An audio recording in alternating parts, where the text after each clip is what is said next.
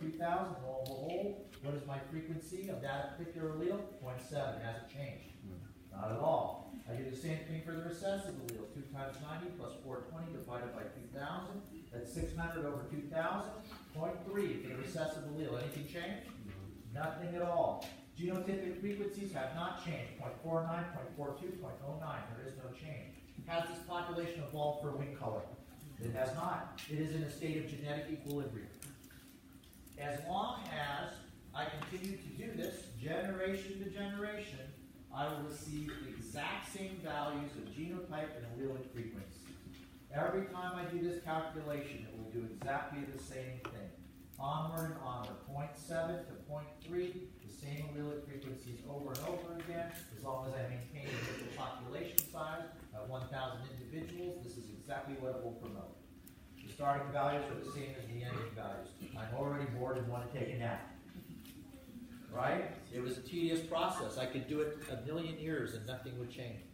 But it was important. Why? Shows that they're in equilibrium. They are a genetic equilibrium. But what I'm really interested in is they're not. So if I run this and it doesn't change, that's a genetic equilibrium. But if I was to run it and the allelic frequencies change, now I'm getting into something interesting. Because if it changed, now what's my question? Why did it change? And that's where evolution is really interesting. Okay? So, you need to know this. It is a common way to have a starting point. Sometimes getting a starting point is quite dull, but it is quite critical for understanding the more interesting things to come, right? You must establish a baseline before you can go forward. And this is the baseline. Expect to see calculations of Hardy-Weinberg principle applied on your examination. The TA will go over in gory detail tomorrow, Hardy-Weinberg frequencies and how to calculate them, all right? It is not difficult at all, but it is tedious, and you can get lost sometimes in the tedium of it and in the mathematics, because it's just kind of on and on and on. I will not ask you to read multiple iterations. In the same way when we're doing a lot of Volterra equations and things like that, how I asked for multiple time steps, I never went above like a 2 or a 3. I'm never going to go that far in the generation set of this either, because it's once you've done it once, you've done it 100 times, basically, right? It's the same thing. But you do need to do it because all population geneticists, anybody interested in genetics, anybody interested in evolutionary theory, it's one of the simplest things they'll do and how they know. But the particular trait is evolving over time. So I really do expect you guys to learn this at the base level. All right. So allelic frequencies and the range of values for wing color do not change. All right. So when the genotypes and the phenotypes don't match, that's when things get interesting. We want to know why. What does that indicate? First of all, I had to make some assumptions, right? How many of them? 5 of them. If it doesn't work, what does that tell me about my assumptions? One or more of those assumptions has been violated. That's exactly what it says. Just like in the ecological models I showed you, if they didn't match up, there are reasons why they didn't match up, right? We went and we talked about those in gory detail. Often when you don't get model matches, you gain more information from that than if you do, all right? That's where the real information comes from, when they're not getting matches and exploring why you don't get a match. All right, so now we want to look at what's called an evolutionary driver. So as an ecologist, I'm really interested in evolutionary drivers, because evolutionary drivers drive changes in adaptations, and adaptations are kind of the stuff that makes ecological systems run and work. So that's why I'm very interested in it. So evolutionary drivers are quite critical, and that's what a lot of evolutionary biologists spend their time investigating. What makes the traits change in the first place? What's driving that change in the frequency and expression of certain traits? So rarely do any of those 5 assumptions operate in nature at one time. Sometimes 1 or 2 will, but rarely all 5. So I'm going to give you some examples. No gene mutation. Is that realistic? All the genes mutate sometime or another. They all have set mutation rates. We're not quite sure when that might be, but they all do. So that one basically gets thrown right out almost immediately. Populations are large. I gave you a ton of examples in ecology where the populations were never very large. It screwed up the models there too, right? So basically that assumption is invalidated all the time. Many populations around the world are quite small. The population is isolated. It happens for sure, right? There's small populations, that happens for sure. But isolation, again, is rare, not the norm. Things are connected by what?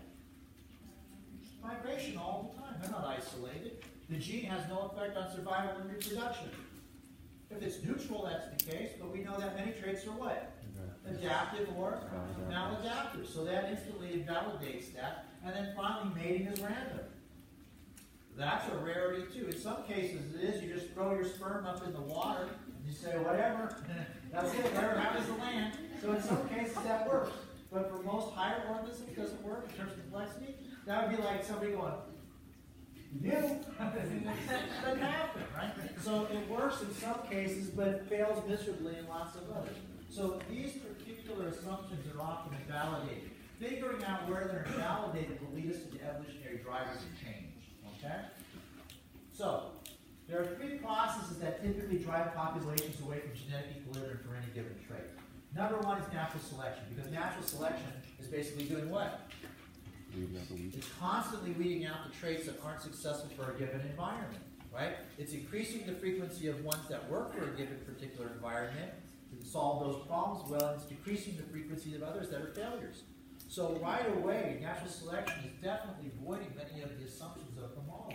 Gene flow is really important. Gene flow is the movement of genes from one place to another. Every time you pick yourself up and move around, you're carrying genes with you, right? I talked about how many population geneticists view you as just a vessel to carry the genes around. Move them around from place to place, and then basically have a reproduction cycle where you pass them on to the next generation. So gene flow is constantly happening through migration systems. We see it all the time in organisms all over the planet. And finally, genetic drift. Genetic drift is an interesting one. It's basically a randomizing event. You know, basically populations have a tendency to kind of warble around in terms of all the traits that they express, but chance events and death within those populations can have a critical effect on the frequency of certain types of genes. And we'll see that when we talk specifically about the effects of genetic drift, which has a tendency to shift populations in one way or another in terms of the traits that they express. So what does it do? It results in changes in populations in the gene pool from generation to generation. But we need that starting point. If I know the starting point, I can tell you if you have an evolution in that gene over time. That's why it's important. That's why we're going to do it. Sound good? All right. So practice it, because you'll see it. No mystery there, all right? Let's move forward.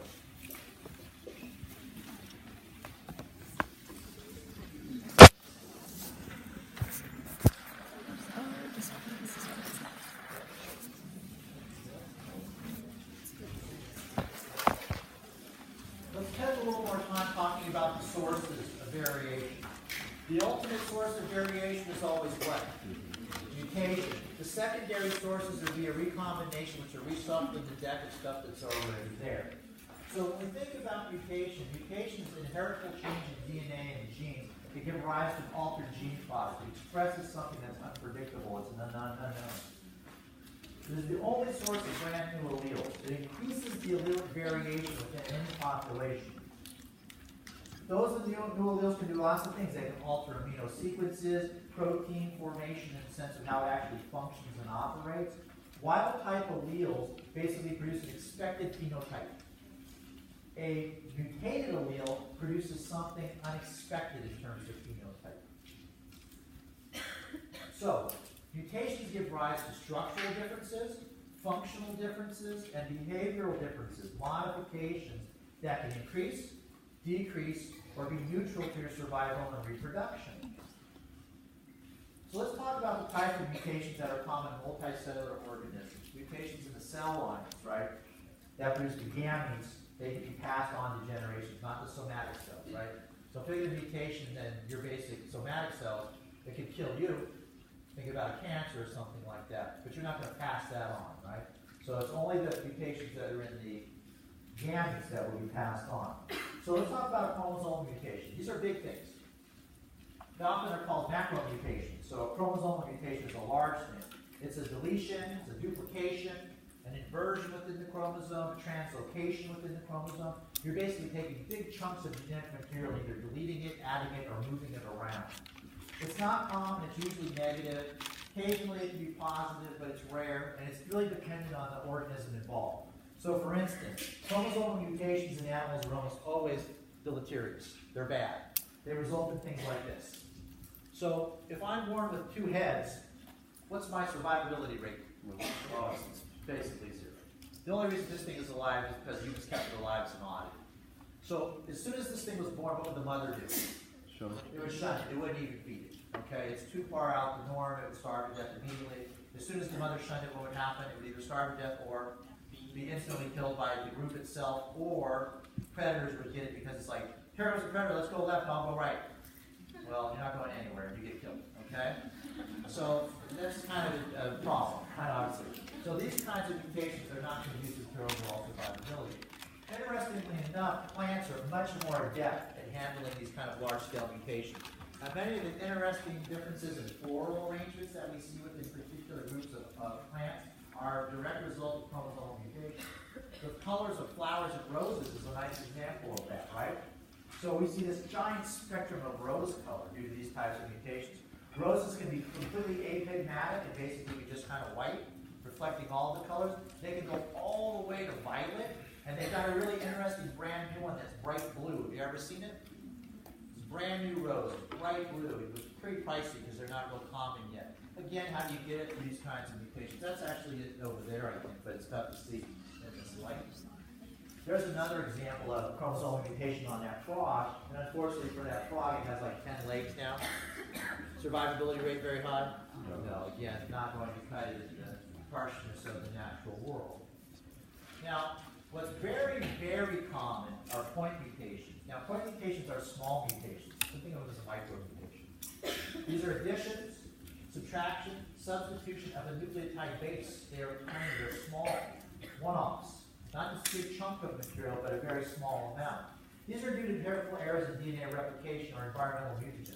So, like, skin cancer is a very common thing, yes? You're constantly being bombarded with UV radiation, and it exposes your skin to lots of high energy particles, which can basically rip the DNA apart, causing mutations in it. The older you get, the more likely you are to have skin cancers, okay? Depending on your lifestyle, it's even more so. So for instance, I'm a field biologist. I've spent tremendous amounts of time in the field. I've spent tons of time in the clouds, and I've been serving since I've been 10 years old. So I constantly have to deal with this kind of junk and have stuff caught off of me all the time, right? So depending on your pigmentation, you're more prone or not than others, right? So that would be exposure to an environmental problem. In this case, high energy, which bombards you. How many of you guys have actually, here's an interesting one. I'm sure, how many of you guys have had x-rays in your life? There you go. Is there anyone in here who has never had an x-ray? Have you ever been to the dentist? Yeah. Okay. Anybody now who's never had one? If you do, you have no teeth in your mouth. Okay, so basically everybody in here has had an x-ray. We take them completely for granted. X-rays are like a little gamma radiation on the scale of electromagnetic radiation. They're nothing to be trifled with. Why do you think it is when they give you an x-ray that the tech runs around the corner real fast? Because they don't want to get bombarded with that stuff. They're also cumulative in terms of dose. They add up over your lifespan. The more you get, the more likely they are to damage DNA. You should never take an x-ray and actually unless you need it. If you go from one dentist to another, you should always ask for what when you go? X-rays? Your x-rays. Because you should never take more x-rays than you need. If you've taken them in the typical cycle, bring them with you.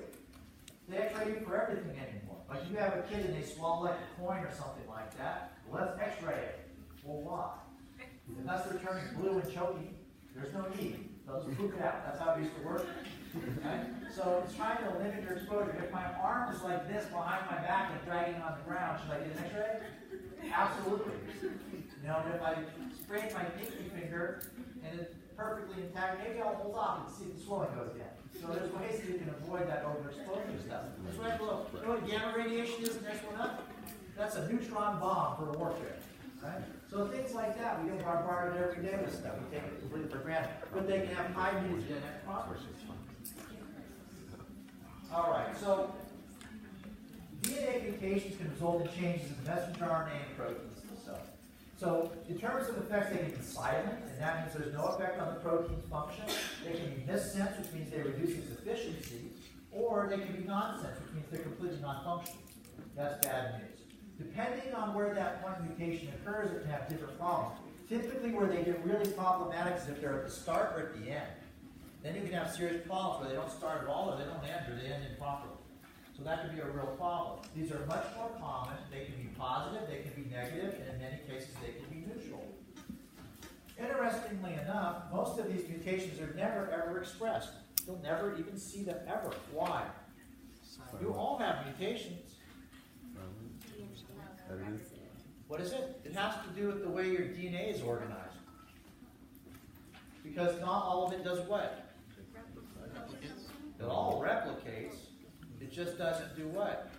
Code for anything. That's exactly right. There are non-coding regions of DNA. You remember the exons and introns stuff? Did you guys talk about that? Yeah. There you go. So here's the thing. Lots of mutations fall where? In the non-coding regions of DNA, and they're never expressed. So it's kind of like a buffer. Here's an interesting thing. Does chromosome number have anything to do with complexity of organisms? Nothing. You know how many chromosomes a fern has? A typical fern sitting in your apartment that you'll kill in a week or two? Some of those ferns have 1,200 chromosomes. How many do you have? 46. I consider you to be a little more complex than the potted fern, yes? But the difference is, when I look at your regions, everything is crammed together. You have many more coding regions all crammed together with less space between them. With other ferns, the space is immense between the coding regions. Who do you think is more prone to be able to handle the mutations? The fern or us? They are. They are, because they have all that non-coding region for stuff to fall into.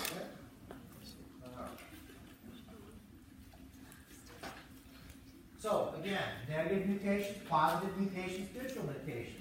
What's interesting about them is they're time and space specific. What is neutral today may be what tomorrow. It could be advantageous or disadvantageous depending on what the new environmental conditions are. All of these mutations and all the variation that you have, let me restate that, the variation that you have, consider to be an arsenal. It is an arsenal against environmental change. It is the strength of sexual reproduction. It takes more energy and it's slower than asexual reproduction. But having all of this variation allows us to basically deal with an environmental problem. Because let's say that a disease hits us. Well, just because of variation, it's not going to kill 100% of us. There's going to be a certain percentile who are resistant to that disease, will survive it, become completely resistant, and pass on those traits to the offspring and repopulate the human species. So variation is critical for resiliency against environmental change. That's its primary function. All right. So again, negative mutation, decrease your survival and reproduction through the expression of traits that are maladaptive. Positive mutation increases your survival and reproduction through traits that are adaptive. Neutral means that you have a neutral trait that is not being expressed, but you hold on to it. Okay? Here's some examples right here of mutations. Same animal, same species, same individual, different seasons. Snowshoe hare. Wintertime, nice white coat. Summertime, nice brown coat. Advantageous trait? Absolutely. The hair color trait that causes one hair follicle to fall out to be replaced by a colored one. Why is that such a great trait? In the winter, I'm what? Camouflaged. And in the summer, I'm camouflaged. If I'm brown all year long, what's the problem? As soon as it snows, I'm the first to die because I'm easy to pick out. In the summer, I'm bright white. I'm the first to die. So you can quickly see how an individual that had a mutation in the color of their fur as they molted could quickly be more successful in terms of survival. Therefore, they could pass that trait on because they would have more reproductive output, increasing the frequency of this particular trait generation to generation. Within just a few generations, you can convert an entire population from completely brown or completely white to both. Why? Because they're surviving and reproducing at a half faster rate, passing on the frequency of that particular allele. This is a neat one over here. That's a fish from the Devonian era. And so when you look at it, it's got unique characteristics. You see what it's doing on its front pectoral fins? It's walking on them. So what's really interesting is walking did actually not evolve on land, it evolved in water of all things. And so in the Devonian, that was an interesting period of drying, extreme drought followed by extreme flooding, lots of difference in the environmental conditions of wet and dry. What happens in these big kind of lakes that they had in these particular times is they would begin to dry, and as they would dry, they would fill with macrophytic vegetation, and it looks just like a forest. So if you ever dove in this kind of stuff, like you've been to the tropics and in aquatic systems, what's kind of interesting is the whole top will be thick, covered, all the way down, feet thick, but then you get to the bottom and it's these little strands everywhere. It's like a forest, an underwater forest, right? So if I'm a fish, it's actually quite difficult to swim around in that. But what can I do if I'm on the bottom? I can walk around in the forest, and that's what they did. It also ends up being a pre-adaptation because as that water begins to dry out, so the problem it solved was I can't swim around in this garbage anymore. I'll modify my fins to walk around on the bottom of the lake instead. However, now my lake dries out, and lo and behold, I have a new skill set I never knew, which is what? I can walk to another watering hole while all the rest of the other fish die. Okay? So that's a pre-adaptation. It's pretty impressive. And lots of things start out that way. So it started out as a positive adaptation, even became more so as the conditions changed. Each gene has a mutation rate. It's difficult to determine when exactly that will be, but they will, when they will appear, but they do appear. And so the mutation frequency is usually lower than 1 per 10 to the 4th, 10 to the 9th base pair for DNA replication event. It's a rare event. When you think about that, that is incredible. Because think about even like your skin. How much is your skin replicating per day? Oh my God. When you walk into a room, have you ever noticed when like the sun's coming in at an angle and you see all that stuff floating in the air, like all those particles? Do you know that about 90+% of that is hair, not hair, 90% of that is skin particles that have flaked off? That's all that fuzz that's kind of you see when the sun's kind of shining through your windows. It's all skin. Crazy, right? So think about the amount of replications that are going on, but yet that's the mutation rate. That is the most efficient machinery you could ever think about. When you think about how machinery runs, machinery breaks down. It needs tending. It falls apart. Well, this machinery has mistakes too. Like any bit of machinery, this is biomechanical machinery. It makes mistakes, it breaks down. But the mistakes are so rare, it's incredible how precise it is. And there's a whole series of kind of redundancies set in and quality control set into the system to basically repair the mistakes. But some slide through. The older you get, just like any machine, what happens? The more things slide through, and the closer you get to failure of the machine, until ultimately what happens to your biomechanical engine? You croak. Okay? That's what happens. You die. So it's a really cool thing. There's lots of analogs to basically mechanical machines that we actually utilize to build ourselves. So even though these rates are small, they're more than sufficient enough to create genetic variation because many genes mutate. We have a whole series of genes. Genes can rearrange themselves simultaneously, and then the populations have large amounts of individuals. So adding these things up together, that's more than enough to drive evolution forward.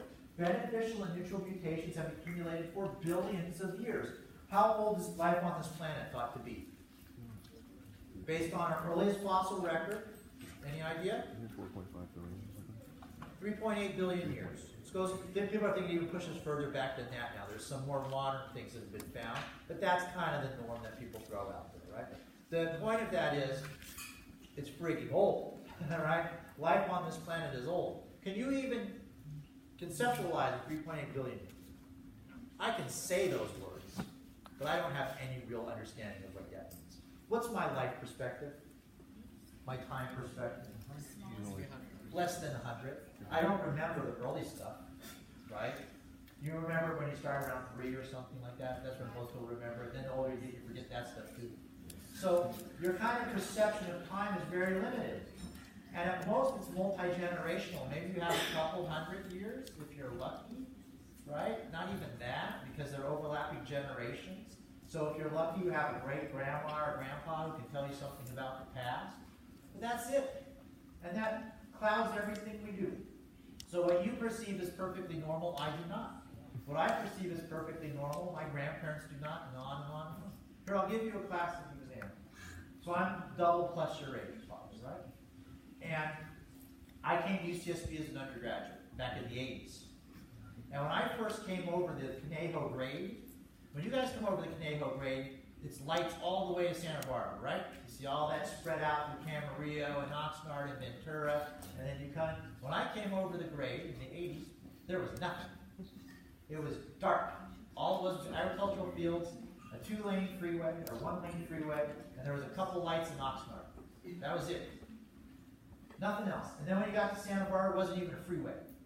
And when you got to Santa Barbara, it turned into a road with stop signs. And then it went to stoplights. And that was it. And then you came into UCSB, and there wasn't anything anywhere. And then over the course of, what, 20, 30 years or whatever it's been, boom, we have what you perceive as normal. So when you come over the grade, you look at it and go, that's the way it's supposed to be. I come over the grade and say, damn, look at this place. Right? I used to go to Rincon, there wasn't anybody there. I don't go to Rincon anymore. You know what Rincon is if anyone's a surfer? So Rincon, you could go and surf, and it was like nobody out. Just huddle out there and a couple guys. Forget that. Now it's like 1,000 people per meter. It's insane. So it's interesting in terms of perception, right? So what we perceive as the norm is not 3.8 billion years. I don't even know what 30, 40 years looks like sometimes, right? Think about a billion. What does that even mean? So the take-home message of that is it's a gigantic amount of time. More than enough time for things to accumulate, more than enough time for things to change. It's a radical amount of time. And all this stuff has been accumulating over that course of that time space. So easily time for stuff to be modified due to different changes in the environment. So the raw stuff of life. It's the raw material for evolutionary change. That's what mutation is. It leads to all the biological diversity we see today, both past and present. And it provides for genetic diversity and natural selection in that afterplan. What is good, what is bad, what is neutral for a particular given environment.